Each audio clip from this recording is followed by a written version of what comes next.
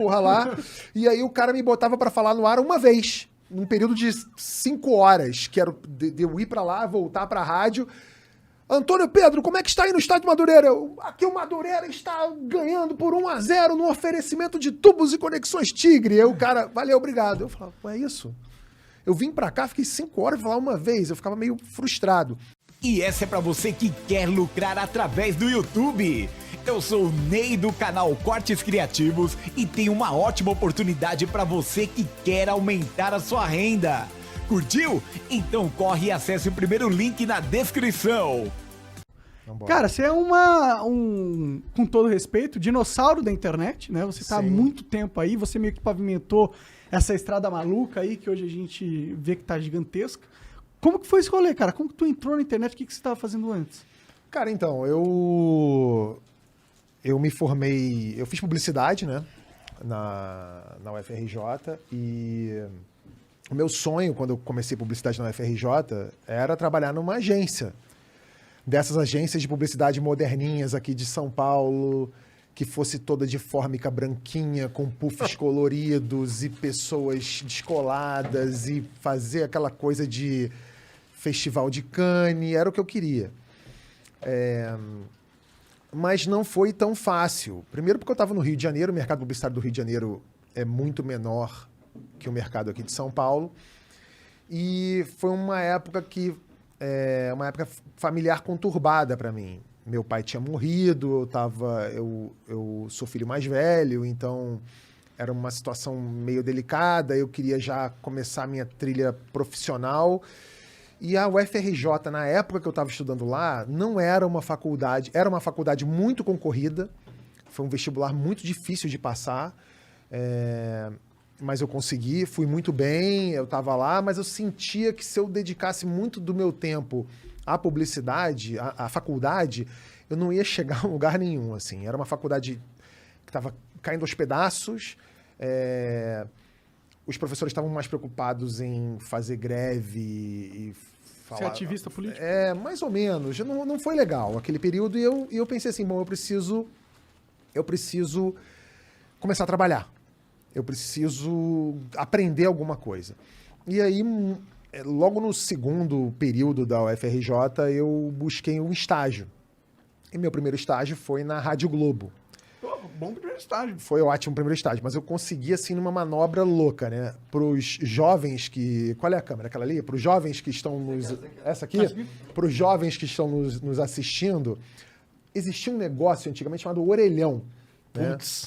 Era um telefone público que você utilizava, que você usava com ficha e depois passou a ser cartão.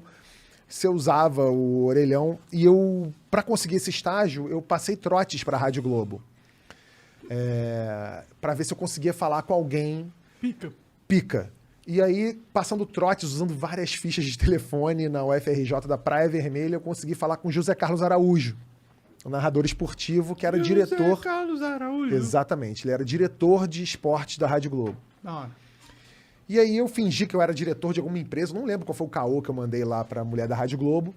E quando ele atendeu o telefone, eu falei assim, Zé Carlos, então, meu nome é Antônio Tabet, eu não sou o diretor do sei lá o quê, eu consegui falar com você aqui agora e eu tô te ligando para te pedir um estágio. E acho que ele se amarrou naquela iniciativa louca de eu ter conseguido... O contato dele de uma forma totalmente... O contato dele de uma louca... completamente independente, só com as suas ideias, isso é da hora mesmo. Então... Pessoas lutam pra ter uma oportunidade dessa, você criou com um orelhão. Uhum. Aí ele falou, vem aqui. Aí eu fui na Rádio Globo, e aí isso era 96, e aí ele falou assim, olha, eu vou te dar o estágio, mas você não vai ganhar nada. É estágio de graça. Eu falei, beleza. E fiquei lá trabalhando na Rádio Globo. E eu fiquei um tempo lá, foi muito bom, foi um aprendizado muito bom, eu comecei a ganhar logo em seguida. O que você fazia lá no estágio? Então, era parte de esporte da rádio, então fazia as coisas que estagiários fazem, né? Desde servir o cafezinho até preparar o roteiro do programa e tal. E foi na Rádio Globo, foi muito louca essa época da Rádio Globo, né? Tipo... como eu era estagiário, eu ia cobrir os piores jogos do Campeonato Carioca. Então, enquanto os caras estavam lá fazendo Fla-Flu, Vasco e Botafogo, eu ia cobrir a trio de arbitragem de Madureira e Olaria na Rua Bariri. Eu ia pro jogo do América e Americano no Caio Martins. Eu conheci todos os buracos dos estádios mais obscuros do Rio de Janeiro e ficava lá trabalhando fazendo isso. Então não se amarrava não? Achava uma merda? Cara, eu achava legal, eu achava muito maneiro ir pra esses lugares e tal. O problema é que, às vezes você ia pra um puta de um jogo merda, Bangu e Madureira, lá no estádio do Bangu. E você Longe pra caralho. Longe pra caralho, um calor de 50 graus na sombra. E você levava aquele tijolão de celular, que daquela época era o que você falava com a rádio.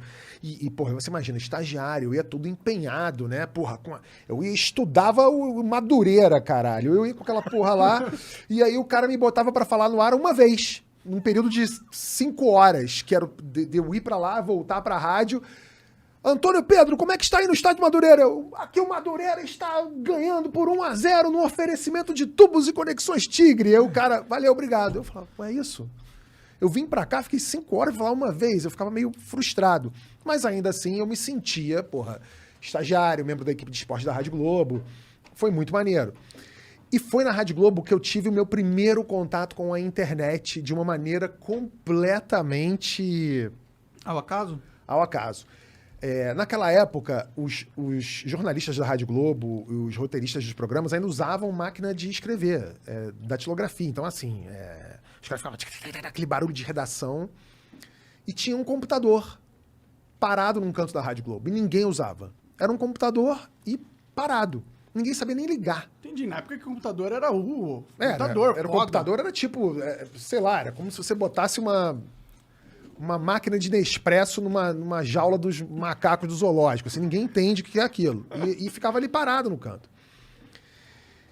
E aí eu conheci um maluco da informática da Rádio Globo que falou pra mim, isso aqui é um computador, isso aqui vai ajudar vocês pra caramba. Eu falei, tá, mas como é que usa isso aqui? Ele, isso aqui você liga aqui e tal. E era um computador ainda naquela época tipo Matrix, né? Que era aquela tela preta que as letrinhas verdes que apareciam, DOS. Ele falou assim, aqui você consegue ver em tempo real os resultados dos jogos no mundo inteiro. Caralho. Eu falei, maneiro, né? Já vi aquela coisa. Porque antes de eu trabalhar na Rádio Globo, o Igor deve se ligar nisso, porque assim, quando a gente ouvia o jogo na Rádio Globo, o cara tava narrando Flamengo e Vasco.